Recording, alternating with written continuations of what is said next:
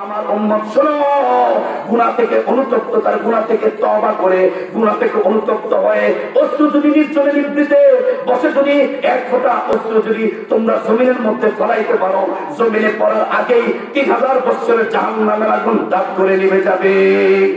আমাদের বাচ্চাগুলো হতভাগা, ভালো কিছু মেসেজ পাচ্ছে না, ওরা শুধু মেসেজ পাচ্ছে ভুল মেসেজ। দোস্ত, আল্লাহ রাব্বুল আলামিন জমিনের মধ্যে মাঝে মাঝে একটু কম্পন দিয়া, ভূমিকম্প দিয়া এই উম্মতকে একটু শিক্ষা দেন। এই বান্দারা তোরা বেশি সীমা লঙ্ঘন করছ, পিতা মাতার অবাধ্য হচ্ছ, আমার অবাধ্য হয়ে গান বাজনা করছ, জিনা ব্যভিচার করছ, গালিগালাজ করছ, সমাজের মুরব্বীদের অসম্মান করছ, কোরআনের ওয়ালাদেরকে অসম্মান করছ। মাঝে মাঝে একটু জমিনদারে বাড়ি দিয়ে বোঝায় ক্ষমতা যদিও তোমার 56,000 বর্গ মাইলের মধ্যে তোমার ক্ষমতা, কিন্তু এই জমিনদার মালিক কিন্তু তুমি না, এই জমিনের মালিক কিন্তু আমি আল্লাহ। যদি তোমার ক্ষমতা থাকে তাহলে তুমি ভূমিকম্প ঠেকাও, ভূমিকম্পে ঘর বাড়ি যখন ভাঙিয়ে যায় তারপরে তোমাদের ফায়ার সার্ভিসকে উদ্ধার করতে চায়, তাও পারে না। আগুন যদি ঠেকাইতে পারো তো আগুন লাগাকে ঠেকাও, আগুন লাগে যখন মানুষ মহিলা ছাই ছাই হয়ে যায় তারপরে তোমার ফায়ার সার্ভিস যায়। দোস্ত, বুঝার মতো চেষ্টা করবেন, বুঝার চেষ্টা করেন। এই জমিন সৃষ্টি করার পরে জমিন কাঁপা শুরু করে দিয়েছে। আল্লাহ তাআলা বলল, জমিনে তুই যদি এভাবে কাঁপস তাহলে আমার বান্দারা জমিনের মধ্যে চলবে কিভাবে, নামাজ পড়বে কিভাবে, ইবাদত করবে কিভাবে, কার্যক্রম করবে কিভাবে, দিনের দাওয়াত দিবে কিভাবে, হাঁটতে তো পারবে না, সবাই তো ডুল্লা ডুল্লা পড়ে যাবে। আল্লাহ রাব্বুল আলামিন তারপরে জমিনের প্যারাগ হিসাবে পাটপা সৃষ্টি করলেন পাহাড়কে, জমিনের চাইতে শক্তিশালী বানালেন পাহাড়কে। জমিন হলো, পাহাড় হলো জমিনের চাইতে শক্তিশালী। যত ভূমিকম্প হয়, পাহাড় না থাকলে দেখতেন এই ভূমিকম্পে, এতটুকু ভূমিকম্পে বাংলাদেশের বিল্ডিং একটাও থাকতো না। প্রতিটা দেশের মধ্যে পাহাড় রেখেছেন আল্লাহ তাআলা, এই হলো রহমত। জমিনকে ঠিক রাখার জন্য আল্লাহ তাআলা পাহাড় রেখেছেন।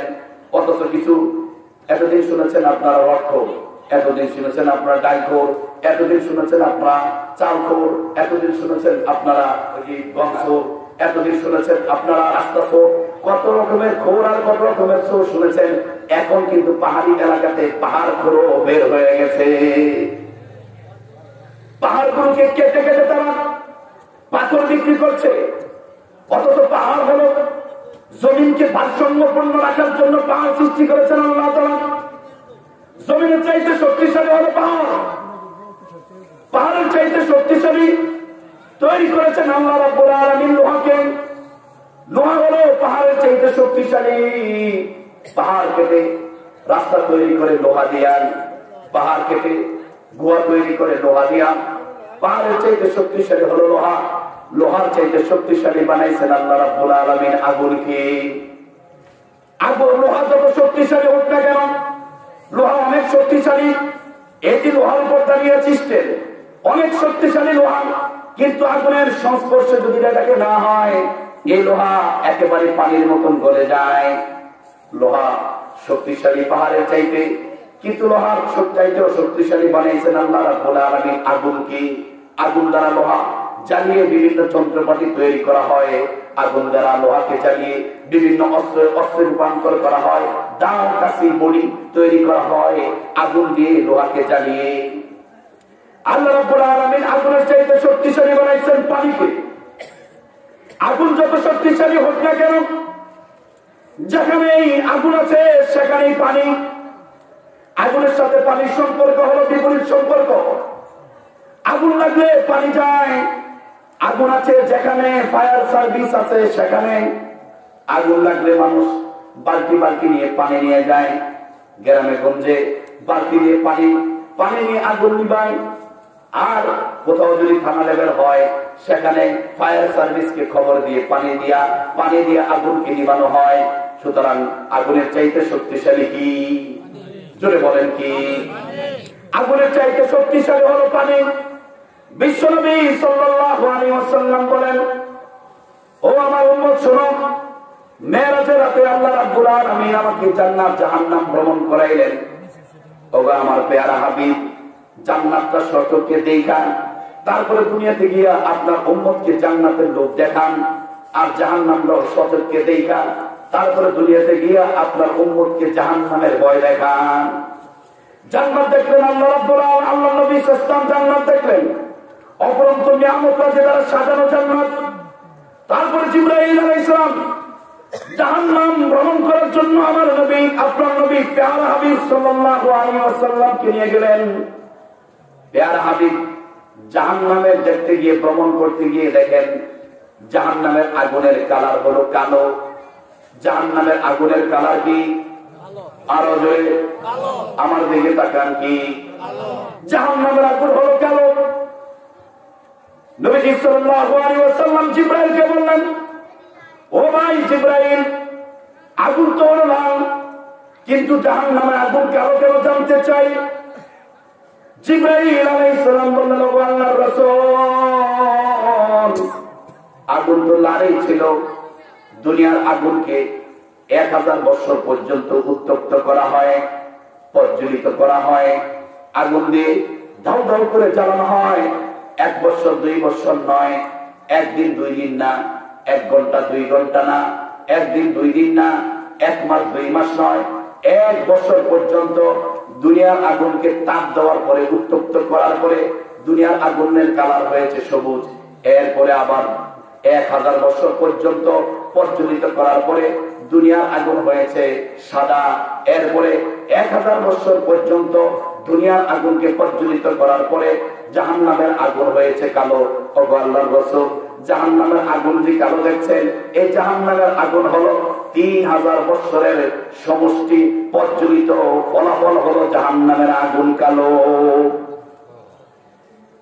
জিবরাইল আলাইহিস সালাম বললেন, হুজুর, জাহান্নামের আগুন এত তেজ, জাহান্নামের আগুনের মধ্যে এত স্পিড, যদি জাহান্নামের আগুনটাকে, জাহান্নাম থেকে যদি একটা সুই দিয়ে ছিদ্র করা হয়, ওই সুইয়ের ছিদ্র দিয়ে যে পরিমাণ আগুনের তেজস্ক্রিয় জমিনের মধ্যে যদি যায়, এই সুই পরিমাণ আগুনের তেজস্ক্রিয়, জাহান্নামের আগুনের তেজস্ক্রিয় যদি দুনিয়াতে ছড়িয়ে যায়, সারা দুনিয়াটা, 7 আসমান 7 জমিন সব তামা তামা হয়ে যাবে।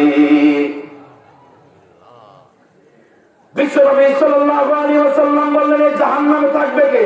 জিবরাইল আলাইহিস সালাম লম্বা হাদিস, হাদিসে জিবরাইলের মধ্যে জাহান্নামের ব্যাখ্যা দিয়েছেন। ও আল্লাহর রাসূল, জাহান্নাম হলো 7 স্তরে বিভক্ত। জাহান্নামের সর্বনিম্ন স্তর, যেখানে সবচেয়ে বেশি শাস্তি দেওয়া হয়, সেখানে থাকবে হলো মুসলমান নামে মুনাফিক গুলো, যেগুলো নামে মুসলমান, নামে মুসলিমান আছে মুসলমান, কিন্তু কাজে কর্মে হলো কাফেরদের পক্ষে কথা বলে, কাজে কর্মে হলো মুনাফিক। এগুলো হলো ইসলামের প্রকাশ্য দুশমন। 1 নম্বর জাহান্নামে থাকবে হলো মুনাফিক, 2 নম্বরে জাহান্নামে থাকবে হলো মুশরিক, 3 নম্বরে জাহান্নামে থাকবে ইহুদি, 4 নম্বর জাহান্নামে থাকবে খ্রিস্টান, 5 নম্বর জাহান্নামে থাকবে আরেকটা নাম বলছে, 6 নম্বরে জাহান্নামে থাকবে আরেক গ্রুপ। 7ম 6 নম্বর বলার পরে জিবরাইল আলাইহিস সালাম চুপ হয়ে গেলেন। ও জিবরাইল, 6টা বললা, 7ম নম্বরে জাহান্নামে কে থাকবে রে জিবরাইল? জিবরাইল আলাইহিস সালাম বললেন, হুজুর, এটা বলা যাবে না। 7ম নম্বরে জাহান্নামে কে থাকবে সেটা বলা যাবে না, কারণ 7ম নম্বরের কথা বললে আপনি কষ্ট পাবেন। বিশ্বনবী সাল্লাল্লাহু আলাইহি ওয়াসাল্লাম সারা জীবন উম্মতি উম্মতি উম্মতি করে গেছেন।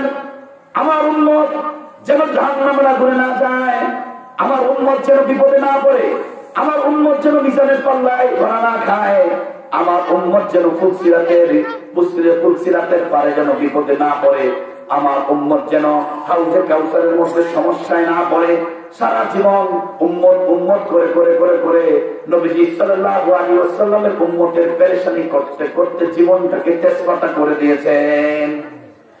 রব্বুল আলামিন বিশ্বনবী সাল্লাল্লাহু আলাইহি ওয়াসাল্লাম এভাবে উম্মতি উম্মতি করার কারণে আল্লাহ রাব্বুল আলামিন ধমক দিয়েছেন, আল্লাহর রাসূল এভাবে উম্মতি উম্মতি করতে করতে তো আপনি নিজেকে শেষ করে দিবেন, আপনি তো নিজেকে শেষ করে দিবেন।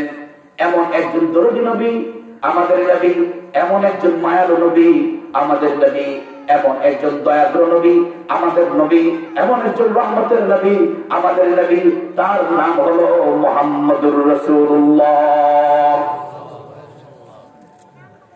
জিবরাইল আলাইহিস সালাম 7 নম্বর বললেন না, আল্লাহ নবী সাল্লাল্লাহু আলাইহি ওয়াসাল্লাম বারবার পিরাপিরি করার পরে 7 নম্বরের প্রকারটা জিবরাইল বললেন, ওগো আল্লাহর রাসূল, জাহান্নামের 7 নম্বর স্তরে আপনার উম্মতের মধ্যে ওই সকল লোকেরা থাকবে যারা কবিরা গুনাহ কইরা তওবা করে নাই। কবিরা গুনাহ কইরা তওবা করে নাই, কবিরা গুনাহ করবে না এমন না, কবিরা গুনাহ হতে পারে, মিথ্যা কথা হতে পারে, তারপরে ইস্তেগফার, তারপরে আল্লাহর কাছে বলতে হবে সরি আল্লাহ মিথ্যা কথা বলে ফেলেছি। পিতা মাতার অবাধ্য হতে পারে, সাথে সাথে মাকে বলতে হবে সরি মা, তোমার সাথে কথাটা কটু কথা হয়ে গেছে, জোরে কথাটা হয়ে গেছে, এটা উচিত হয় নাই। বাবার সাথে জোরে কথা হয়ে যেতে পারে, জোরে কথা বলা কবিরা গুনাহ, বাবার সামনে কবিরা গুনাহ, বাবার কথার অবাধ্য হওয়া কবিরা গুনাহ, মার কথার অবাধ্য হওয়া কবিরা গুনাহ। সন্তান মা বাবার অবাধ্য হওয়ার সুযোগ নাই। ওয়াইন আখরাজাকা মিন মালিকা, যদিও তোমার মা বাবা তার সম্পদ থেকে তোমাকে বঞ্চিত করে দেয়, এরপরও তুমি তোমার মার বিরুদ্ধে তোমার বাবার বিরুদ্ধে একটা টু শব্দ করতে পারবে না। বিশ্বনবী সাল্লাল্লাহু আলাইহি ওয়াসাল্লাম হযরত মুআয রাদিয়াল্লাহু তাআলা আনহু বলেছেন, লা তুশরিক বিল্লাহ ওয়া ইন হুররিতা আও কুতিলতা ওয়ালা তাওয়াক্কালনা ওয়ালিদাইক ওয়া ইন আখরাজাকা মিন মালিকা। মা বাবার অবাধ্য হওয়া যাবে না উম্মত, যদিও তোমার মা বাবা তার সম্পদ থেকে বঞ্চিত করে দেয়, তারপর চোখটা বন্ধ করে মুখটা বন্ধ করে মা বাবার সাথে বেয়াদবি না করে ঘর থেকে বের করে দিলে, গাড়িটা নিয়ে ঘর থেকে বের হয়ে যাবি, পাঞ্জাবি কাপড় চোপড় একটা ব্যাগ করে লইয়া চলে যাবি, তারপর মা বাবার অবাধ্য হওয়া যাবে না। মা বাবার অবাধ্য হওয়া কবিরা গুনাহ, নামাজ ছেড়ে দেওয়া কবিরা গুনাহ, রোজা ছেড়ে দেওয়া কবিরা গুনাহ, শিরক করা কবিরা গুনাহ, ইবাদত বন্দেগী যেগুলো ফরজ যাকাত ছেড়ে দেওয়া কবিরা গুনাহ। হজ করার তৌফিক থাকার পরেও এই বুইরা হজ করে না, এদিকে কয় পোলা বিয়া দেব, পোলা বিয়া করার পরে কয় নাতি বিয়া দেব, নাতি বিয়া দেওয়ার পরে কয় জমিনটা লেগে গেল, এরপরে বুইরা হজ করে না, হজ ফরজ হওয়ার পরে হজ করে না, এটা কবিরা গুনাহ। আল্লাহর কাছে ক্ষমা চাও, বদলি হজে পাঠায় দাও ছেলেকে, বদলি হজে পাঠায় দাও ইমামকে, আর আল্লাহর কাছে সরি বলো, মাহমুদ গো আমার দ্বারা এই গুনাহটা হয়ে গেছে, কবিরা গুনাহ হয়ে গেছে, মাফ করে দাও। রব্বুল আলামিন হাদিসে কুদসির মধ্যে বলেছেন, ইয়া ইবাদি ইন্নাকুম তুখতিউনা বিল-লাইলি ওয়ান-নাহার ওয়া আনা আগফিরুয যুনুবা জামিআন। ও আমার বান্দারা শোনো, আমি জানি তোরা দিনেও গুনাহ করছ, রাতেও গুনাহ করছ, আমি জানি তোরা দিবারাত্রিতে গুনাহ করে বেড়াস, 500 টাকা পায়া বিচার পাল্টায়া দেস, গরিবের পক্ষে বিচারটা তুই ধনীর পক্ষে করে ফেলস, টাকা দিয়ে তুই কেনা বাসা হয়ে যাস, তুই একটা চা খায় তোর আমানতের ভোটের আমানত তুই পাল্টে দেস, অপাত্রের মধ্যে তুই ভোট দিয়ে সীমামঙ্গল করেছ, আমানতের খেয়ানত করেছ, আমি জানি। বন্দারে নৈরাশ হইস না, ইন্নাকুম তুখতিউনা বিল-লাইলি ওয়ান-নাহার ওয়া আনা আগফিরুয যুনুবা জামিআ। আমি আল্লাহ তোর সমস্ত গুনাহগুলো মাফ করার অঙ্গীকার করছি, ওয়াদা করেছি। তবে শর্ত হলো ফাস্তাগফিরুনি, আমি আল্লাহর কাছে সরি বলো, আমি আল্লাহর কাছে ক্ষমা চাও, নির্জন নিবৃতে বসে আমি আল্লাহর কাছে মাফ চাও। কথা দিলাম আগফির লাকুম, আমি তোমার জিন্দেগীর চিনা জানা প্রকাশ্য অপ্রকাশ্যে সগীরা কবিরা সব গুনাহগুলো মাফ করে দিব। সুতরাং ক্ষমা চাবো কার কাছে? আরো জোরে। ক্ষমা হবে কখন? গুনাহ হবে যখন, ক্ষমা হবে তখন। গুনাহ হবে যখন, সহি হবে তখন। গুনাহ করবো, সহি হবে কতদিন? তওবা হবে, তওবা চলবে কতদিন? গুনাহ করার ক্ষমতা আছে যতদিন, গুনাহ করার ক্ষমতা ততদিন, তওবার দরজা খোলা থাকবে ততদিন, গুনার ক্ষমতা আছে যতদিন। ভালো করে শোনো মুসলমান, গুনাহ করার ক্ষমতা আছে যতদিন, তওবার দরজা খোলা আছে ততদিন। গুনাহ হবে যখন, তওবা হবে তখন। গুনাহ হয়ে গেছে, সাথে সাথে তওবা করে ফেলো। গুনাহ করাটা যত বড় না অন্যায়, গুনাহ করাটা যত বড় না অন্যায়, গুনাহ করাটা যত বড় না অন্যায়, গুনাহ করার পরে আল্লাহ তাআলার কাছে সরি না বলা, ক্ষমা না চাওয়া তার চাইতে বড় অন্যায়। আল্লাহ রাব্বুল আলামিন তোমার শরীরে পছন্দ করেন। আল্লাহ রাব্বুল আলামিন তোমার গুনাহ হওয়ার পরে এই তওবা করাটাকে আল্লাহ পছন্দ করেন। ও দুনিয়ার মুসলমান শোনো, পৃথিবীর কোন মা বাবা আছে এমন তার সন্তানকে শিখিয়ে দিবে, ও আমার সন্তান আমার সাথে তুই বেয়াদবি করবি, তারপরে সরি কবি মাফ করে দেব। মা এত রহমতের মালিক, এত দয়ার মালিক। মা সেই মাটি কোন সন্তানকে এমন শিক্ষা দেয়, বাবা তার সন্তানের প্রতি দয়াদ্র মায়াদ্র। তারপরে কি কোনো বাবা তার সন্তানকে একথা বলে, ও সন্তান তুই আমার সাথে অন্যায় করবি, আমাকে গালি দিবি, আমার সাথে বেয়াদবি করবি, তারপরে সরি বলবি, আমি তোকে মাফ করে দিব। পৃথিবীর কোন মা পাওয়া যাবে না এমন, কোন বাবা পাওয়া যাবে না এমন। একমাত্র আমার রব, একমাত্র আমার প্রেমাস্পদ, একমাত্র আমার প্রেমিক আল্লাহ, একমাত্র আল্লাহ তাআলাই হাদিসে কুদসির ভিতরে বলে দিয়েছেন, ইন্নাকুম তুখতিউনা বিল-লাইলি ওয়ান-নাহার ওয়া আনা আগফিরুয যুনুবা জামিআ ফাস্তাগফিরুনি আগফির লাকুম। বান্দা দিন রাতে গুনাহ করো, সেটা আমি দেখি, তবে দেখো না দেখার ভান করে থাকি, তুমি আমার কাছে ক্ষমা চাও, কথা দিলাম, কথা দিলাম, আমি আল্লাহ তোর জিন্দেগীর সব গুনাহ মাফ করে দিব। সুতরাং ক্ষমা চাইবেন কার কাছে? আরো জোরে ক্ষমা চাবেন কখন? গুনাহ হবে যখন, ক্ষমা হবে তখন। ক্ষমা চাইবেন কতদিন? গুনাহ করতে পারবেন যতদিন ক্ষমার দরজা খোলা ততদিন। দোস্ত গুনাহ হয়ে গেছে, ক্ষমা চাও, গুনাহ হয়ে গেছে, আবার তওবা করো, গুনাহ হয়ে গেছে, আবার তওবা করো, গুনাহ হয়ে গেছে, আবার তওবা করো। এই বিষয়ে আমি আজকে আলোচনা করলাম না। যদি কোনোদিন ঘুরে ঘুরে আবার আসি, ইনশাআল্লাহ আর রহমান সূরাতুল ফাতিহা নিয়ে তাফসীর করতে গিয়ে আমি এই বিষয়ে লম্বা আলোচনা করব ইনশাআল্লাহ। বিশ্বনবী সাল্লাল্লাহু আলাইহি ওয়াসাল্লাম আছেন কোথায়? জাহান্নাম ভ্রমণ করতে গেলেন। জিবরাইলকে বললেন, জিবরাইল জাহান্নামের আগুন এত কালো কেন? জিবরাইল বলল, এগুলো হলো এই সমস্ত এই জাহান্নামের মধ্যে থাকবে কে? জিবরাইল বলল, একের পর এক 7 স্তরের কথা বলতে বলতে গিয়ে 7ম নম্বর স্তরে চুপ হয়ে গেল। এরপরে বলল, হুজুর আপনার উম্মতের মধ্যে ওই সকল লোক 7ম নম্বর এই জাহান্নামের 7ম নম্বর স্তরে থাকবে যারা কবিরা গুনাহ কইরা তওবা করে নাই। বিশ্বনবী সাল্লাল্লাহু আলাইহি ওয়াসাল্লাম বেহুশ হয়ে গেছে। জিবরাইল কি বললেন? জিবরাইল আমার উম্মত কি জাহান্নামে যাবে? জিবরাইল অন্য নবীর উম্মতেরা হাজার হাজার বছর দুনিয়াতে বেঁচে থাকে। ও জিবরাইল আমার তো হায়াত হলো 65 বছর, আমি চলে যাব 65 বছর পরে আমার উম্মতের হায়াত তো 65 হবে। আমার উম্মত বালেগ হয় 15-16 বছর বয়সে, ইবাদত বন্দেগী শুরু করে 20 বছর বয়সের পর থেকে। এত কম হায়াত না, কত যুবক, কত আমার উম্মত আছে 18 বছরে মরে যায়, বালেগ হওয়ার পর পরে মরে যায়, মোটরসাইকেল কিনেছে অ্যাক্সিডেন্টে মরে যায়। আমার উম্মত, এই উম্মত অল্প হায়াত উম্মত দাম দাম করে দাপ দাপ করে মরে যায়, কম বয়সে মরে যায়। ওরে জিবরাইল এই অল্প বয়সে ইবাদত করার সুযোগ তেমন পাইল না, তারপরে যদি আমার উম্মত জাহান্নামে যায় তাহলে আমি শ্রেষ্ঠ নবী, শ্রেষ্ঠ উম্মতের শ্রেষ্ঠ নবী হয়ে লাভ কি? বিশ্ব নবী শ্রেষ্ঠ বেহুশ হয়ে গেল জিবরাইল আলাইহিস সালাম। হাদিসে জিবরাইলের মধ্যে আসছে, নবীজি সাল্লাল্লাহু আলাইহি ওয়াসাল্লামের মাথাটাকে জিবরাইল তার রানের উপর রাখলো। রানের উপর রাখার পরে জিবরাইল আলাইহিস সালামের রানের উপর রাখার পরে বিশ্বনবীর হুঁশ আসলো, জ্ঞান ফিরে আসলো।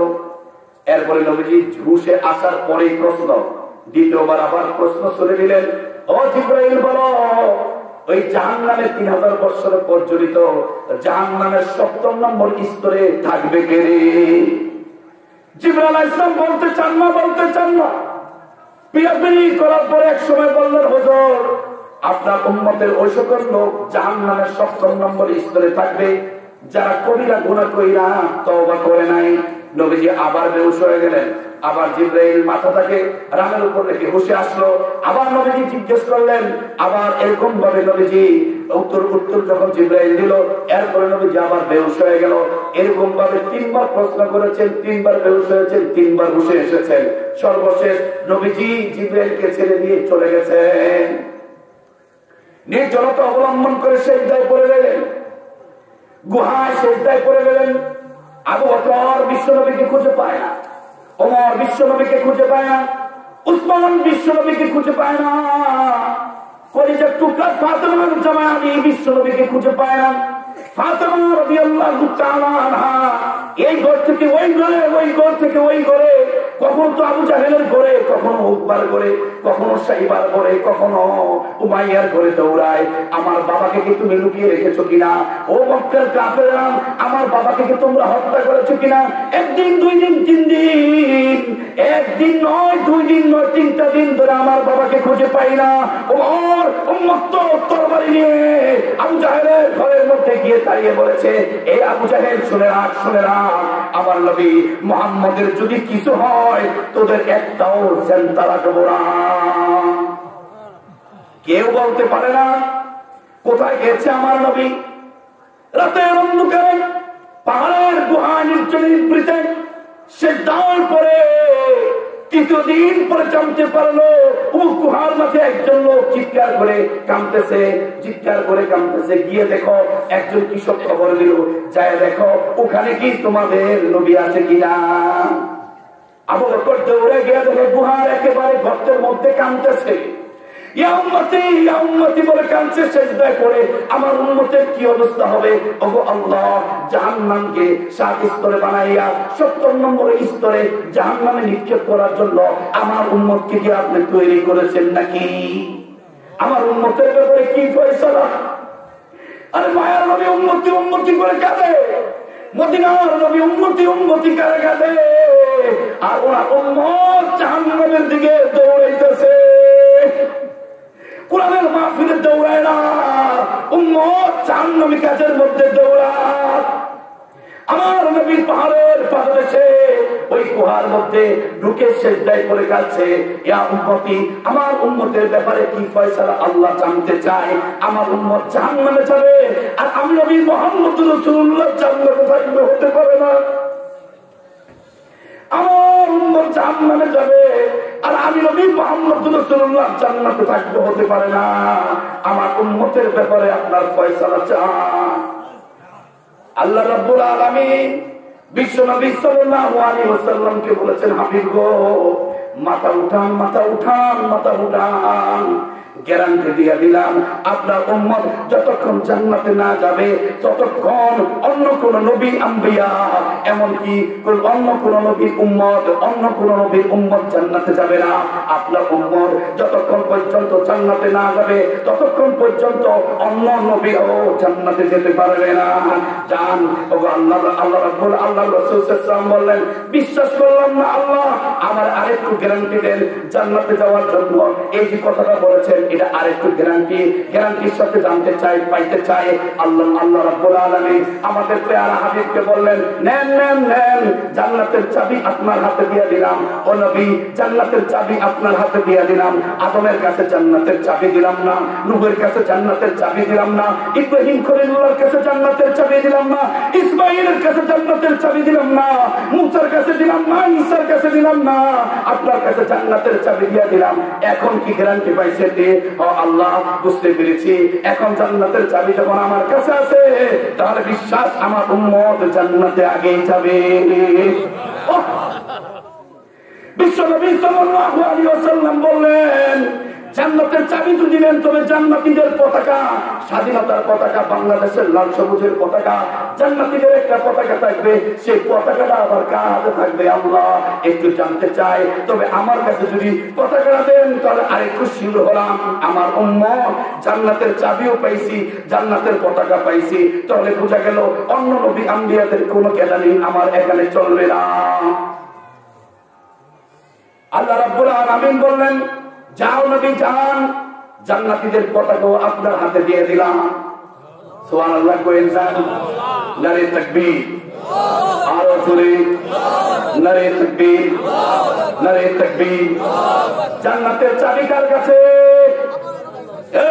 কে কইল এটা? আমার নবীর কাছে। কে কইল এটা? মাশাআল্লাহ, আশিকে রাসূল। জান্নাতের চাবি হলো আমার নবীর কাছে, জান্নাতীদের পতাকা হলো আমার নবীর কাছে। আমার নবী গর্ব করে বলে, আমার নবী গর্ব করে বলে, মিফতাহুল জান্নাতি বিয়াদি, জান্নাতের চাবি হলো আমার হাতে। ও লিওয়াউল হামদি বিয়াদি, জান্নাতীদের পতাকাও আমার হাতে। লম্বা হয়ে যায় কথা যদি বলতে যাই। বিশ্ব নবী সাল্লাল্লাহু আলাইহি ওয়াসাল্লামের কাছে গেলেন, সেটাই পরীক্ষাচ্ছে। কে কাঁদে? মহানবী কাঁদছে। কে কাঁদে? মেরাজের রাতে সমস্ত নবীদেরকে পিছনে রাইখা ইমামতি করেছেন যেই নবী, সেই নবী আজকে সেজদায় পড়ে নবীদের জন্য কাঁদে না, সেজদায় পড়ে নিজের উম্মতের গুনাহগার উম্মতের জন্য কাঁদে, আল্লাহর কাছে কাঁদছে, ওগো আল্লাহ আমার উম্মতের জন্য জাহান্নামের মুক্তির একটা বন্দোবস্ত কইরা দেন। আবু বকর দৌড়ে গেল, পাহাড়ের সামনে গিয়ে দাঁড়িয়ে বলল, ওগো আল্লাহর রাসূল, আমি আপনার আবু বকর। আপনি একদিন মুসলিমদেরকে সামনে নিয়ে বলেছিলেন জান্নাতের মধ্যে একটা মাহফিল হবে, সেই মাহফিলের প্রধান অতিথি থাকবে আল্লাহ, সেই মাহফিলের পরিচালক থাকবে বিশ্বনবী, সেই মাহফিলের বিশেষ অতিথি থাকবে হযরত দাউদ আলাইহিস সালাম। সেই মাহফিলে দাউদ আলাইহিস সালাম তার কণ্ঠে ওনার কিতাব তেলাওয়াত করবেন। তেলাওয়াতের অবস্থা এমন হবে, সব মানুষ বেহুশ হয়ে যাবে। হুশে আসার পরে বলবে, এর চাইতে কোন সুন্দর তেলাওয়াত কি আর শুনবানি? জান্নাতি লোকেরা সেদিন বলবে, রব্বুল আলামিন, হাদিসে কুদসির কথা বলছি, রব্বুল আলামিন দাউদ আলাইহিস সালামের যে কণ্ঠ আপনি দিয়েছেন, এরপরে আর শোনার কোনো আমাদের রুচি নাই। এমন সুন্দর কণ্ঠ, এই কণ্ঠ শুনে তো মরে গেছিলাম, মরা যেত নাই, এই জন্য মরবে না। আল্লাহ রাব্বুল আলামিন সেদিন বলবেন, ওগো আল্লাহর রাসূল, ওগো আল্লাহর রাসূল, আপনি একটু জান্নাতীদেরকে কোরআনে পাকের, আপনার কিতাব কোরআনে পাকের কালামুল্লাহ, আপনিও কালামুল্লাহ পাক থেকে একটু তেলাওয়াত করে শোনান, জান্নাতীদেরকে একটু তেলাওয়াত করে শোনান। সেদিন আল্লাহ রাব্বুল আলামিন, যা আল্লাহর নবী সাল্লাল্লাহু আলাইহি ওয়াসাল্লাম জান্নাতীদেরকে কোরআনে পাক থেকে সূরা তাহা মা আনজালনাল কুরআনা লিতাশকা, এই সূরাটা তেলাওয়াত করে শোনাবেন। জান্নাতীদেরকে আল্লাহ তাআলা বলবেন, কি অবস্থা তোমাদের? কও আল্লাহ, যেই তেলাওয়াত নবী মুহাম্মদ রাসূলুল্লাহ করেছে, দাউদ আলাইহিস সালামের তেলাওয়াত তো নবী মুহাম্মদের কাছে কিছুই না। কয় যদি মৃত্যু নামক কোন বস্তু থাকতো, তেলাওয়াতের স্পিডে আমরা মরে যেতাম। এমন সুন্দর তেলাওয়াত সেদিন আল্লাহ নবী সাল্লাল্লাহু আলাইহি ওয়াসাল্লাম বলেছিলেন, জান্নাতি এই মাহফিলের আমার ডান পাশের চেয়ারে থাকবে আবু বকর, বাম পাশের চেয়ারে থাকবে ওমর। ওগো আল্লাহর রাসূল, আপনার মক্কা থেকে মদিনায় যখন হিজরত করেন, কেউ রাজি হয় নাই। আমি আবু বকর নিজের জান মাল সবকিছু রেখে দিয়ে, বউ বাচ্চা সব রেখে, মক্কার আমি সবচেয়ে বড় ধনী হওয়ার পরেও সব সম্পদগুলো মক্কার কাফেরদের কাছে ছেড়ে দিয়ে আমি ইসলামের খাতিরে আপনার সাথী হয়ে আমি আপনার সাথে হিজরত করেছিলাম। আমি সেই হিজরতের সাথে আবু বকর, আমি জান্নাতের আপনার ডান পাশের চেয়ারে বসনেওয়ালা আবু বকর। ওগো আল্লাহর রাসূল, আমাকে একটু, আমি এসেছি, আপনি একটু আমার সাথে একটু কথা বলেন, বের হয়ে আসেন। ওমর আসলো, ডাক দিল, ওগো আল্লাহর রাসূল আমি ওমর। আলী আসলো, ডাক দিল, ওগো আল্লাহর রাসূল আমি আলী। ফাতেমা রাদিয়াল্লাহু তাআলা আনহা এসে বললেন, আমি ফাতেমা। রাসূল করিম সাল্লাল্লাহু আলাইহি ওয়াসাল্লামের কাছে বিস্তারিত জানতে চাইলেন। এই আলোচনাটা এখানে থাকুক। যে কথা বলছিলাম, মুআজ্জিজ হাজিরিন, জাহান্নামকে 3000 বছরের পর্যন্ত জাহান্নামের আগুন, সেই জাহান্নামকে আবার 7 স্তরে ভাগ করেছে। 7ম নম্বর স্তরে থাকবে উম্মতে মুহাম্মদীর, এই নবীর উম্মতের মধ্যে যারা কবিরা গুনাহ করেছে, তওবা করে নাই, তারা 7ম নম্বরের জাহান্নামের 7ম নম্বর স্তরে থাকবে। জাহান্নামের আগুন হলো কালো, 3000 বছরের পর্যন্ত জাহান্নামের আগুন। হযরত নবী নবী সাল্লাল্লাহু আলাইহি ওয়াসাল্লাম জিজ্ঞাসা করলেন, জিবরাইল, এই জাহান্নামের আগুন নিবানো সম্ভব কিভাবে? আমার উম্মত কি কাজ করলে জাহান্নামের আগুন নিভাতে পারে? জিবরাইল শিখাইলেন, ওগো আল্লাহর রাসূল, আপনার উম্মতের মধ্যে যারা কবিরা গুনাহ করেছে, যারা নিজেদের উপর বাড়াবাড়ি করেছে, অন্যায় পাপাচার করেছে, তারা যদি অনুতপ্ত হয়, অর্থাৎ আপনার গুনাহগার উম্মত অনুতপ্ত হয়ে যদি নির্জনে নিবৃত্তে পড়ে, একটু যদি চোখের অশ্রু যদি চোখের কোণা দিয়ে একটু যদি বের করার চেষ্টা করে, জমিনে পড়ার আগে 3000 বছরের প্রচলিত জাহান্নামের আগুন ধাপ করে নেমে যাবে। বিশ্বনবী সাল্লাল্লাহু আলাইহি ওয়াসাল্লাম দুনিয়াতে এসে বললেন, দুনিয়ার মানুষেরা শোনো, দুনিয়ার আগুন নিবানোর জন্য তো টনকে টন পানির প্রয়োজন হয়, দুনিয়ার আগুন নিবানোর জন্য বালতিকে বালতির পানির প্রয়োজন হয়। ফায়ার সার্ভিসে তোমরা খবর দাও, তারপর দুনিয়ার আগুন নিবাইতে পারো না। তোমরা যে গুনাহ করে 3000 বছরের প্রচলিত জাহান্নামের আগুনকে নিজেদের উপর ওয়াজিব করে রেখেছ, ও আমার উম্মত শোনো, গুনাহ থেকে অনুতপ্ত, তার গুনাহ থেকে তওবা করে, গুনাহ থেকে অনুতপ্ত হয়ে অশ্রু যদি নির্জনে নিবৃতে বসে যদি এক ফোঁটা অশ্রু যদি তোমরা জমিনের মধ্যে ফলাইতে পারো, জমিনে পড়ার আগেই 3000 বছরের জাহান্নামের আগুন দাগ করে নিভে যাবে। তাহলে বোঝা গেল আগুনের চাইতে শক্তিশালী হলো কি? পানির চাইতে শক্তিশালী হলো বাতাস, বাতাসের চাইতে শক্তিশালী হলো আকাশ, আকাশের চাইতে শক্তিশালী হলো ফেরেশতা। আল্লাহ রাব্বুল আলামিন জিবরাইল, মিকাইল, ইসরাফিল, আজরাইল সব একসাথে আল্লাহ তাআলার সাথে কথা বলছে। এই পুরা হাদিসে কুদসিটা আল্লামা তারিক জামিল সাহেব ওনার বই কে সেজন এর মধ্যে এনেছেন। সেখানে আল্লাহ তাআলা জিবরাইল, মিকাইলের সাথে, ইসরাফিল, আজরাইলের সাথে লম্বা হাদিসে কুদসি বলেছেন, জমিনের চাইতে শক্তিশালী জমিন সৃষ্টি করেছি, জমিনের চাইতে শক্তিশালী বানাইছি পাহাড়কে, পাহাড়ের চাইতে শক্তিশালী বানাইছি আগুনকে, লোহাকে, লোহার চাইতে শক্তিশালী বানাইছি আগুনকে, আগুনের চাইতে শক্তিশালী বানাইছি পানিকে, পানির চাইতে শক্তিশালী বানাইছি বাতাসকে, বাতাসের চাইতে শক্তিশালী বানাইছি আকাশকে, আকাশের চাইতে শক্তিশালী বানাইছি তোমরা ফেরেশতাকে। আসমানের সমস্ত ফেরেশতারা খুশি, জিবরাইল আলাইহিস সালাম খুশি, মিকাইল খুশি, ইসরাফিল খুশি, আজরাইল খুশি, সবাই খুশিতে বাকবাকুম। আমরা তো জমিনের চাইতে শক্তিশালী, আমরা তো পাহাড়ের চাইতে শক্তিশালী, আমরা তো আকাশের চাইতে শক্তিশালী, আমরা তো সবচেয়ে শক্তিশালী। সমস্ত ফেরেশতারা খুশি, আকাশের ফেরেশতারা খুশি, জমিনের ফেরেশতারা খুশি। ঠিক এমন সময় আল্লাহ রাব্বুল আলামিন বললেন, ও ফেরেশতারা শোনো, ও জিবরাইল শোনো, মিকাইল শোনো, ইসরাফিল শোনো, আজরাইল শোনো, তোমাদের চাইতে শক্তিশালী একটি জাতি আমি তৈরি করেছি। সমস্ত ফেরেশতারা কিংকর্তব্য বিমূঢ় হয়ে গেল। রাব্বুল আলামিন আমাদের চাইতে শক্তিশালী জাতি আপনি আবার কাকে সৃষ্টি করেছেন? রাব্বুল আলামিন বললেন, তোমাদের চাইতে শক্তিশালী জাতি তৈরি করেছি, তার নাম হলো ইনসান, তার নাম হলো মানুষ। সুবহানাল্লাহ বলে কোন? জিবরাইল বলল, ও আল্লাহর রাসূল, মানুষ কিভাবে আমাদের চাইতে শক্তিশালী হলো?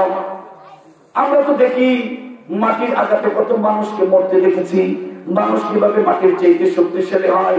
পাহাড় থেকে পড়ে কত মানুষকে মরতে দেখেছি, মানুষ কিভাবে পাহাড়ের চাইতে শক্তিশালী হয়? লোহার আঘাতে কত মানুষকে মরতে দেখেছি, মানুষ কিভাবে লোহার চাইতে শক্তিশালী হয়?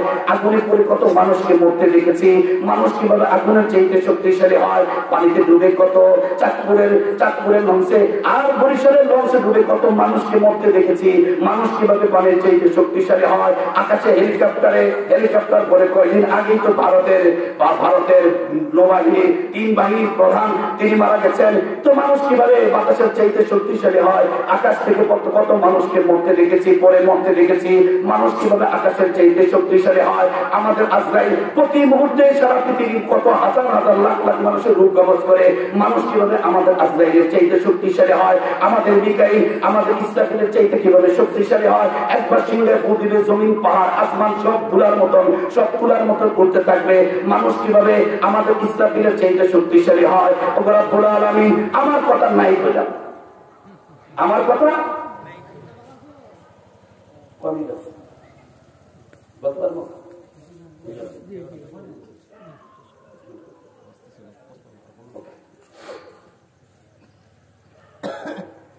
বিশ্বনবী সাল্লাল্লাহু আলাইহি ওয়াসাল্লাম একবার জিবরাইল আলাইহিস সালামকে বললেন, জিবরাইল, তুমি তো মাঝে মাঝেই তো আসো, প্রতিদিনই তো আসো, সবসময় তাহিয়াতুল কলবি সুরতে আসো। একজন ফেরেশতা তাহিয়াতুল কলবি ওর সুরতে, ওই সাহাবীর সুরতে জিবরাইল নবীজির কাছে আসতো, বড় সুন্দর সাহাবী। তোমার আসল খবর তো আমার জানা নাই। আর জিবরাইল শুনেছি তুমি একটু অনেক শক্তিশালী, তোমার ফেরেশতারা অনেক শক্তিশালী। একটু জানতে চাই, একটা ঘটনা দিয়ে উল্লেখ করে, উদাহরণ দিয়ে বুঝিয়ে বলো তোমরা কেমন শক্তিশালী ফেরেশতা। বিশ্বনবী সাল্লাল্লাহু আলাইহি ওয়াসাল্লামের প্রশ্নের জবাবে জিবরাইল আলাইহিস সালাম বললেন, ও হুজুর, যদি বলতে চাই তো লম্বা কথা, আমি আপনাদের কাছে ছোট্ট করে বলছি। দেখেন, আল্লাহ রাব্বুল আলামিন একদিনের ঘটনা, আমি আল্লাহ তাআলার সাথে কথা বলছিলাম, কোন এক প্রয়োজনে আল্লাহ তাআলা আমাকে জরুরি তলব করলো, কথা বলছিল। ঠিক এমন সময় আল্লাহর নবী ইউসুফ নবী ইউসুফ আলাইহিস সালাম কোরআনের মধ্যে যার ব্যাপারে বলেছে, এই কিতাবের মধ্যে সবচেয়ে সুন্দর ঘটনা হলো ইউসুফ নবীর ঘটনা। সবচেয়ে সুন্দর করে তৈরি করেছেন ইউসুফ নবীকে, 50% সুন্দর আল্লাহ তাআলা সমস্ত মাখলুকের মাঝে ভাগ করে দিয়েছেন।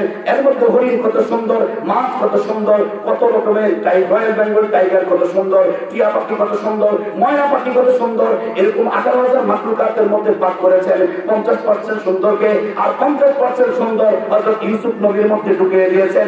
এখন চিন্তা করে দেখেন ইউসুফ নবী কেমন সুন্দর। 10 ভাই মিলে ইউসুফ নবীকে কুয়ার মধ্যে ফেলাই দিয়েছে। আমি আল্লাহ তাআলার কাছে কথা বলছি, ঠিক এমন সময় আল্লাহ রাব্বুল আলামিন বলল, ওগো ওরে জিবরাইল, যা আমার নবী ইউসুফকে তার 10 ভাই মিলে কুয়ার মধ্যে ফেলাই দিয়েছে, যা তাড়াতাড়ি যা আমার নবী ইউসুফকে কুয়া থেকে তাকে তাড়াতাড়ি উদ্ধার কর। সতর্ক থাকবা, কুয়ার দেওয়ালের মধ্যে যেন আমার নবী ইউসুফ যেন বাড়ি না খায়। কুয়ার মধ্যে তো ফেলাই দিয়েছে, দেওয়ালের মধ্যে বাড়ি খেলে আমার নবী ব্যথা পেতে পারে, আবার যদি পাথরে পৌঁছে যায় মাটির মধ্যে ব্যথা পাইতে পারে, আবার পানির মধ্যে পড়ে গেলে পানিতে ভিজে যেতে পারে। সতর্ক থাইকো, আমার নবী ইউসুফ কুয়ার পাদদেশে পৌঁছার পূর্বে বুকে নিয়ে নিও, তাড়াতাড়ি যা উদ্ধার কর।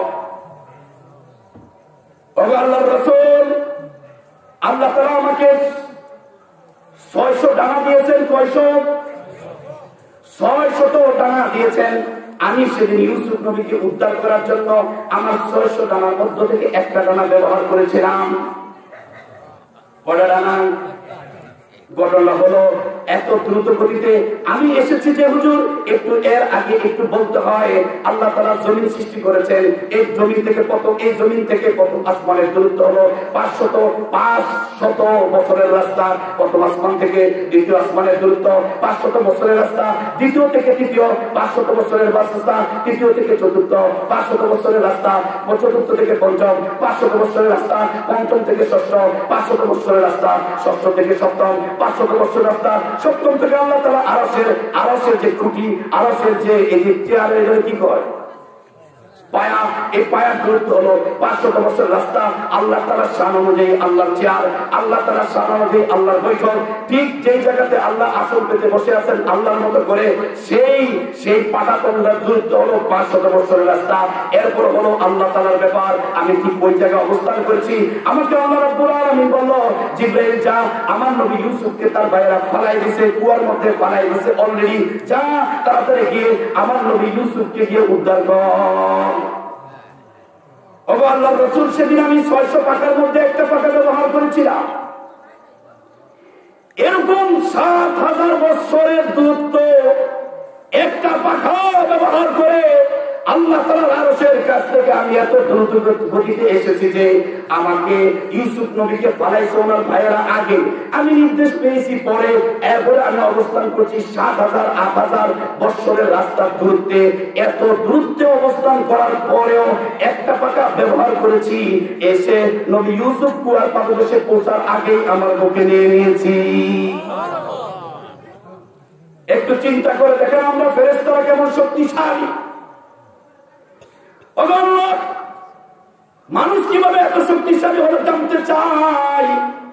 আমি জিবরাইলের চাইতে কিভাবে শক্তিশালী জানতে চাই। আমার দোস্ত ইসরাফিলের চাইতে কিভাবে শক্তিশালী জানতে চাই। আমার দোস্ত আজরাইলের চাইতে কিভাবে শক্তিশালী জানতে চাই। কথা হলো জমিন থেকে নিয়ে ফেরেশতা পর্যন্ত এই সব কিছু চাইতে শক্তিশালী ফেরেশতা, আর ফেরেশতাদের চাইতে শক্তিশালী হলো মানুষ। মানুষ কেন শক্তিশালী আল্লাহ আমাদেরকে বলতে হবে, আমাদেরকে বলে দেন। আল্লাহ রাব্বুল ফেরেশতারা তোরা জানতে চাস মানুষ কেন এত শক্তিশালী? তাহলে শোন, বাহ্যিক শক্তির কারণে মানুষ জমিনের চাইতে শক্তিশালী না। বাহ্যিক শক্তি তো বুঝে নেই।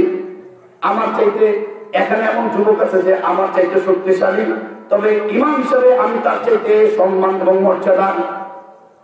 বাহ্যিক শক্তির কারণে মানুষ জমিনের চাইতে শক্তিশালী না।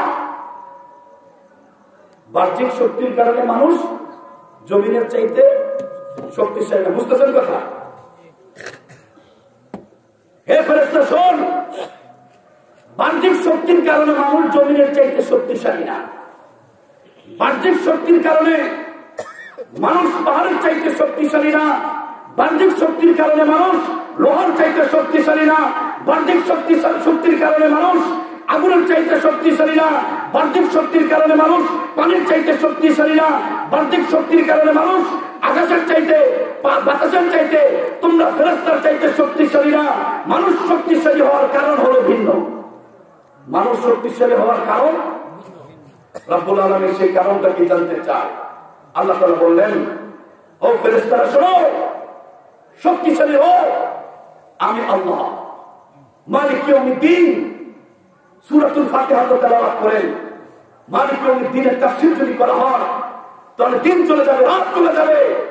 কত পাওয়ারফুল আমার আল্লাহ বলে তো ফেলেন, মালিক ইয়াউমিদ্দিন ইয়াকা না'বুদু ওয়া ইয়াকা নাস্তাঈন কইতে দেখেছেন না? সব কথা তো সেখানেই বলা আছে। আমার আল্লাহ বলেন, শক্তিশালী হোক আমি আল্লাহ। কেমন শক্তিশালী?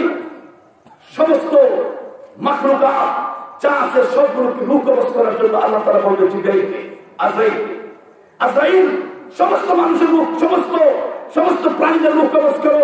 সমস্ত প্রাণীদের রূহ কবজ করবে। আল্লাহ তাআলা বলবে, আজরাইল বেঁচে আছে কে? মানুষ বেঁচে আছে, ফেরেশতারা বেঁচে আছে, আরশ বহনকারী ফেরেশতা বেঁচে আছে, আপনি আছেন, আমরা চার ফেরেশতা জিবরাইল, মিকাঈল, ইসরাফিল, আজরাইল আছি। আল্লাহ তাআলা বলবে, সব ফেরেশতাদের রূহ কবজ করো। তোমরা চার ফেরেশতা ছাড়া, আমার আরশ বহনকারী ফেরেশতা ছাড়া, আমি ছাড়া সকলের রূহ কবজ করা হবে। বেঁচে আছে কে?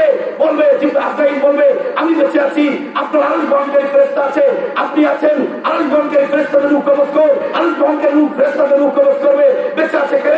আপনি আছেন, আমি আছি। ওরে আজরাইল, তুমি নিজের রূহ নিজে কবজ করো। আমি কোরআনের মধ্যে বলে দিয়েছি, কুল্লু নাফসিন যায়িকাতুল মাউত সুম্মা ইলাইনা তুরজাউন। সমস্ত মাখলুকদেরকে, সমস্ত প্রাণীদেরকে মৃত্যুর স্বাদ ভোগ করতে হবে। তুমি একজন প্রাণী, তোমাকে মৃত্যুর স্বাদ ভোগ করতে হবে। কোথায় মরবো, কিভাবে মরবো? যাও, জান্নাত জাহান্নামের মাঝখানে একটা উপত্যকা আছে, সেই উপত্যকায় গিয়ে তুমি তোমার রূহ কবজ করো। সেদিন আজরাইল নিজের রূহ নিজে কবজ করবে, এত জোরে চিৎকার করবে। ওই চিৎকার যদি পৃথিবীর মানুষকে বেঁচে থাকতো, ওনার চিৎকার সমস্ত মাখলুকগুলো সব বলে যেত। কেউ বেঁচে আছে? এখন কেউ আছে? কে আছে? কে আছে? আল্লাহ আছে। আল্লাহু আহাদ, আল্লাহ আছে। এখন আল্লাহ বলবে, কে রে? কেউ আছে রে? নাই রে, কেউ না। কেউ আছে? নাই। সেদিন আল্লাহ বলবে, ও ফেরাউন, ক্ষমতা দিয়েছিলাম তোমাকে, ক্ষমতা দিয়েছিলাম তোমাকে, ক্ষমতা দিয়েছিলাম তোমাকে, ক্ষমতার অপব্যবহার করে তুমি নিজেকে খোদাদারি করেছো। আসো, আজকে আমার সাথে হাসরের ময়দানে লড়াই হবে তোমার সাথে। দেখি এই লড়াই কে জিতে। আসো, আবু জাহেল, উতবা, সাইবা আর মুগিরাকে বলবে, আছো, আমার সাথে তোমাদের আজকে খেলা হবে, আমার সাথে তোমাদের আজকে লড়াই হবে। তোমরা আমার নবী মুহাম্মদ রাসূলুল্লাহ সত্য নবী হওয়ার পরেও, সত্য কোরআন নিয়ে প্রেরিত হওয়ার পরেও তোমরা আমার নবীর সাথে লড়াই করেছো। একটা যুদ্ধ, দুইটা যুদ্ধ নয়। আমার নবী মুহাম্মদ রাসূলুল্লাহর সাথে 27টা যুদ্ধে আমার নবী সরাসরি সশস্ত্র 27টা যুদ্ধে তোমাদের সাথে অংশগ্রহণ করেছে। তোমরা জায়গায় জায়গায় আমার নবীকে আঘাত করেছো। তোমরা তাইফের ময়দানে আমার নবীকে আঘাত করেছো। তোমরা উহুদের প্রান্তে আমার নবীর মাথাকে রক্তাক্ত করেছো। দন্দন মোবারককে তোমরা শহীদ করেছো। আসো, আজকের দিনে তোমাদের সাথে খেলা হবে। আছে কেউ খেলার মতো? আছে? সেদিন আমরা হয়তো এটাও বলবে, এই বাংলাদেশের নাস্তিক গুলো, এর টাকলুরা ইসলাম ধর্ম সংবিধান থেকে উঠাই দিবি। সংবিধান কি তোর বাপের রে? তুই বলেছিস, আমাদেরকে বলেছিস, আসেন হুজুরদের সাথে বলে খেলা হবে, কি জানি হবে বলছিল, বাহাস হবে, বাহাস। আমাদের সাথে আলেমদের সাথে সে বাহাস করেনি। মিম্বরের মধ্যে বসে আলেমদেরকে বসিয়ে রেখে অপমানিত করে ইসলামের বিরুদ্ধে কথা বলেছে, সংবিধানের বিরুদ্ধে মুসলমান শোনো, হয়তো পারে সেদিন আল্লাহ তাআলা বলবে, আসো তোমরা যারা আমার ইসলামের বিরুদ্ধে কথা বলেছো, দুনিয়া থেকে ইসলামকে মিটিয়ে দেওয়ার জন্য ষড়যন্ত্র করেছো, কোরআনকে মিটিয়ে দেওয়ার জন্য ষড়যন্ত্র করেছো, আলেম উলামাদেরকে তোমরা জেলবন্দি করে ইসলামকে বাংলাদেশ থেকে পৃথিবী থেকে উদ্ধার করার জন্য ষড়যন্ত্র করছো, আসো তোমাদের সাথে খেলা হবে। পারবে না কেউ, কেউ না। চ্যালেঞ্জ গ্রহণ করার মতন কেউ সেই শক্তিশালী রবের পক্ষ থেকে 12 মাসের মধ্যে শক্তিশালী মাস রমজানুল মুবারকে 12 মাসের মধ্যে 300 কয়দিন, 1 বছর, 365 দিন 1 বছর, রমজানুল মুবারকের 365 দিনের মধ্যে শবে কদরের রাতে আমি নবী মুহাম্মদ রাসূলুল্লাহর কাছে আমার কালামুল্লাহ পাক নাযিল করে আমি বলেছিলাম, এই কোরআনের জিম্মাদারি পাহাড় দিল না, জমিন দিল না, মানুষ সেদিন আমার কোরআনের জিম্মাদারি নিয়েছে। মানুষ কোরআনের জিম্মাদারি নিয়েছে। সারা পৃথিবীতে আমি অনেকগুলো আসমানি কিতাব পাঠিয়েছি। 4টা কিতাব প্রসিদ্ধ। একটা হলো তাওরাত, ইনজিল, জবর। তাওরাত কিতাবুল্লাহ, আল্লাহ তাআলা লিখিত কিতাব। আল্লাহ যা লিখেন, আল্লাহ যা সৃষ্টি করেন সব মাখলুক। তাওরাত মাখলুক, আল্লাহ তাআলার কিতাব, লিখিত কিতাব। জবর আল্লাহ তাআলা লিখিত কিতাব, কিতাবুল্লাহ। জবর মাখলুক। ইনজিল কিতাবুল্লাহ, ইনজিল মাখলুক। একটা মাত্র কিতাব, ওয়ানলি ওয়ান কিতাব আসমানের নিচে জমিনের উপরে, যেটা আল্লাহ সৃষ্টি করেন নাই। আল্লাহ চিনি, আল্লাহর কালাম হলো সেটা, তার নাম হলো কালামুল্লাহ। কোরআন হলো কালামুল্লাহ। এটা আল্লাহর সৃষ্টি না, এটা সৃষ্টির জীব না, এটা হলো আল্লাহ তাআলার সৃষ্টি, আল্লাহর কালামুল্লাহ সৃষ্টি। সে কালামুল্লাহ পাকের দায়িত্ব মানুষ নেওয়ার কারণে জিবরাইল, মিকাইল, ইসরাফিল, আজরাইল, এই জন্য মানুষ শ্রেষ্ঠ হয়েছে। বাহ্যিক শক্তির কারণে মানুষ জমিনের চাইতে শক্তিশালী নয়। কোরআনের জিম্মাদারি নেওয়ার কারণে মানুষ জমিনের চাইতে শক্তিশালী হয়েছে। পাহাড়ের চাইতে শক্তিশালী মানুষ বাহ্যিক শক্তির কারণে নয়, কোরআনের জিম্মাদারি এই মানুষ নেওয়ার কারণে, আমার কালামুল্লাহ পাকের জিম্মাদারি মানুষ নেওয়ার কারণে, ছোট বাচ্চাগুলো নেওয়ার কারণে মানুষ পাহাড়ের চাইতে শক্তিশালী হয়েছে, আগুনের চাইতে শক্তিশালী হয়েছে, বালির চাইতে শক্তিশালী হয়েছে, লোহার চাইতে শক্তিশালী হয়েছে, বাতাসের চাইতে শক্তিশালী হয়েছে, তোমরা ফেরেশতাদের চাইতে শক্তিশালী হয়েছে। বাহ্যিক শক্তির কারণে নয়, কোরআনের জিম্মাদারি নেওয়ার কারণে। মুসলমান, আজকে তোমরা সবাই উত্তর ছেড়ে দিয়েছ। তোমরা ডাক্তারের স্বপ্ন দেখো, বাচ্চা ফিরে আনলো, বাচ্চা রাখো তোমার কাছে আমার। তুমি তো বাপের নাম শুনেছ, এটাই তো বেশি। এই বাচ্চা তোমাকে মা বলে ডাকে, এটাই তো বেশি। এই বাচ্চা তোমাকে বাবা বলে মা ডাকে, এটাই তো বেশি। এই বাচ্চা তোমাকে দাদা বলে ডাকে, এর দাদার নাম যে শুনতেছ, এটাই তো বেশি।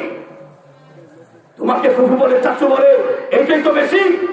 আজকে তুমি আল্লাহর রাস্তা, কোরআন থেকে সবাই মুক্ত, সকালবেলা মুক্ত থেকে বাচ্চাকে সরিয়ে দিয়ে তুমি কিন্ডারগার্টেনে ভর্তি করিয়েছ পিএসসি দেওয়ার জন্য, তুমি ভাইকে ভর্তি করিয়েছ জিএসসি দেওয়ার জন্য, জিএসসি থেকে তুমি এসএসসি দেওয়ার জন্য, এসএসসি থেকে তুমি এসএসসি দেওয়ার জন্য, কলেজে পাঠাবা, ভার্সিটিতে পাঠানোর জন্য। বড় বড় স্বপ্ন দেখো, তোমার বাচ্চা কোরআনের জিম্মাদারি নিয়ে আল্লাহ তাআলার কাছ থেকে এসেছে। কোরআনের জিম্মাদারি নিয়ে তুমি এসেছো, কোরআনের জিম্মাদারি নিয়ে সমস্ত মানুষ এসেছে। যেই বাচ্চা মুসলমানের বাচ্চা কোরআনের জিম্মাদারি নিয়ে আসতো, সেই বাচ্চাকে কোরআনের প্রতিষ্ঠান থেকে দূরে সরিয়ে দিয়ে তুমি আজকে প্রাইমারি স্কুলে, কিন্ডারগার্টেনে দিয়ে এই বাচ্চাকে আমি পাতা বিশুদ্ধভাবে পড়া থেকে বঞ্চিত করছো, পাঁচ কালিমা থেকে বঞ্চিত করছো, মাদ্রাসার উচ্চারণগুলো থেকে বঞ্চিত করছো, দিনী মাস্টার মাসের গুরু, আকীদার মাস্টার মাসের গুরু থেকে, শিক্ষা থেকে বঞ্চিত করছো। মুসলমান, কি জবাব দিবা আল্লাহর কাছে? বাচ্চা আসলো কি জিম্মাদারি নিয়ে, আর তুমি করতেছো কি? আল্লাহ তাআলা কোরআনে বলেছে, ইন্না আরাদনাল আমানাতা আলাস সামাওয়াতি ওয়াল আরদি ওয়াল জিবাল ফাআবাইনা আন ইয়াহমিলনাহা ওয়া আশফাকনা মিনহা ওয়া হামালাহাল ইনসান ইন্নাহু কানা যালুমান জাহুলা।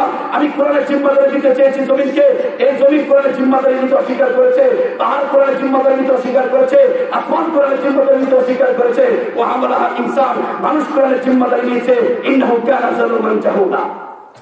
এই আয়াতের তাফসীর হলো এটা। বিশ্বনবী সাল্লাল্লাহু আলাইহি ওয়াসাল্লাম বলেছেন, একটা বাবার জন্য একটা মার জন্য এর চাইতে কি আছে? এর চাইতে আনন্দের কি? দাদার জন্য, দাদির জন্য, নানার জন্য, নানির জন্য এর চাইতে আনন্দের কি? আমার নাতিকে হাফেজে কোরআন বানিয়েছি, আর আপনার নাতির ব্যাপারে এই সুসংবাদ আপনার নবী মদিনার নবী দিয়েছে, ফাজালে আমালে ফাজাইলে কোরআনের মধ্যে এই হাদিসটা উল্লেখ আছে, লাউ জুইলাল কুরআনু ফি ইহাবিন তুম্মা উলকিয়া ফিন নারি মাহতারাকা। যেই সিনার ভিতরে কোরআন ঢুকে যায়, যেই সিনার ভিতরে কোরআন ঢুকে যায়, ওই সিনাটা শুধু কেবল এখন নিয়ামতুল্লাহর সিনা নয়, ওই সিনাটা শুধু আপনার নাতি জায়েদের সিনা না, ওই সিনাটা আপনার ছেলে সানাউল্লাহর সিনা না, ওই ছেলেটা রহিমউদ্দিনের ছেলে করিমউদ্দিনের সিনা না। যেই সিনার মধ্যে কোরআন ঢুকেছে, যেই সিনার মধ্যে যেই সিনা আলেম হয়েছে, ওই সিনা এখন জীবন্ত কোরআন হয়ে গেছে। ওই সিনা হলো কোরআন বলা সিনা। বাহ্যিক কোরআন আমাদের কাগজের কোরআন, চলো পদার্থ কোরআন।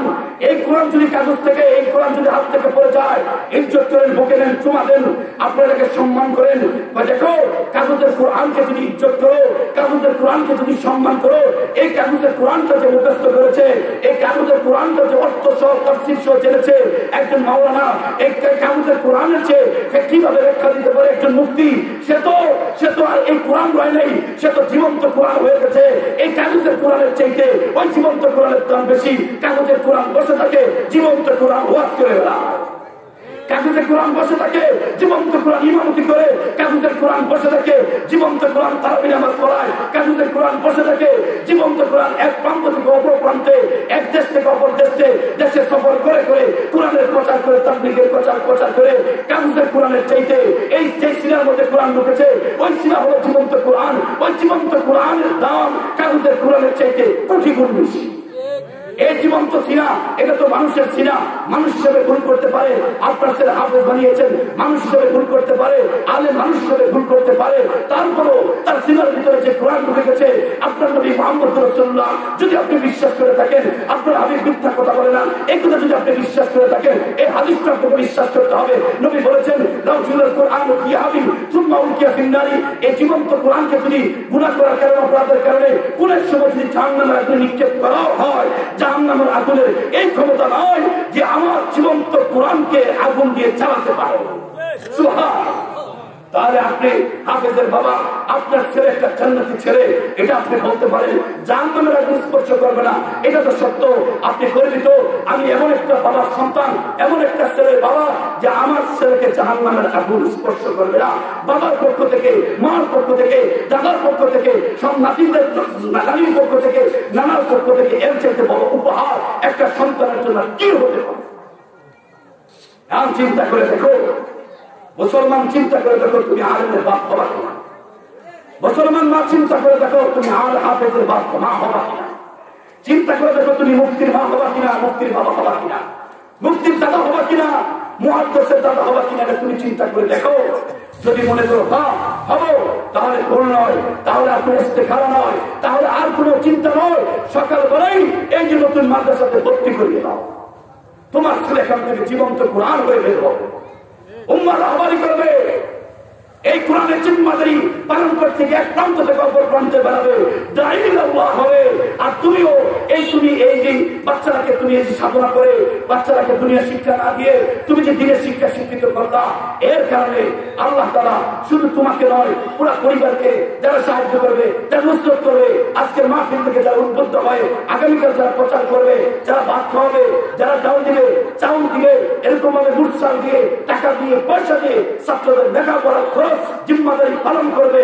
আল্লাহ নবী সাল্লাল্লাহু আলাইহি ওয়াসাল্লাম তাদেরকে বঞ্চিত করেন নাই। আপনার নবী বলেছেন, আল কোরআন শাফিউল মুশাফফা, কোরআন এমন সুপারিশকারী যার সুপারিশ নিশ্চিত কবুল করা হয়। মান জাআলা আমামাহু কাদাহু ইলাল জান্নাহ। এই কোরআন জীবন্ত কোরআন ওয়ালা যাকে বুকে নিবে, যাকে জীবন্ত কোরআন ওয়ালাদেরকে যারা সম্মান করবে, মর্যাদা দিবে, রাস্তাঘাটে দেখলে বসে যাবে, রাস্তাঘাটে দেখলে মোটরসাইকেল আওয়াজ বন্ধ করে দিয়ে সেলফ দিবে, আলেমদেরকে সম্মান করবে, দোকানের পাশে দেখলে বিলটা দিয়ে দিবে, চার দোকানের বিল দিয়ে দিবে, এরকম ভাবে ছাত্রদের খানা দানার ব্যবস্থা করবে, রাস্তাঘাটে দেখলে মাথা নিচা গুচ্ছা দিবে। আপনার নবী বলেছেন, কাদাহু ইলাল জান্নাহ। টেনে টেনে হাফেজে কোরআনরা, আলেমরা আপনাকে, পুরো পরিবারকে, সহযোগিতাকারীদেরকে জান্নাতে নিয়ে যাবে। পক্ষান্তরে যারা এরকম স্লোগান পেয়ে, ক্ষমতা পেয়ে, যারা বিভিন্ন বক্তৃতার মধ্যে দাঁড়িয়ে আলেমদের সাথে চ্যালেঞ্জ করে, আলেমদের সাথে চ্যালেঞ্জ শুরু করে, ইসলামের বিরুদ্ধে, কোরআনের বিরুদ্ধে কথা বলে, আপনার নবী বলেছেন, ওমান জালাহু কালফাজারিহি, যারা আলেমদেরকে ঘৃণা করবে, আলেমদের সমালোচনা করবে, মনে রেখো সাকাতু ইলান্নার, ফুটবলের মতন কিক দিবে আলেমরা, জীবন্ত কোরআন বলারা, তুমি গিয়া জাহান্নামের 3000 বছর পর্যন্ত আগুনে গিয়ে পড়বা। সাকাতু ইলান নার, নার মানে আগুন, সাকাত মানে হলো পড়ে যাওয়া, একেবারে একটা উষ্টা মারবে একেবারে জাহান্নামের 3000 বছর প্রচলিত আগুনের মধ্যে গিয়ে পড়া। চিন্তা করে দেখো, কোরআনের পক্ষে থাকবা জান্নাত ঠিকানা, না কোরআনের বিপক্ষে থাকবা জাহান্নাম ঠিকানা? আপনারা কার পক্ষে থাকবে? কারা কারা কোরআনের পক্ষে থাকবে? নারে তাকবীর।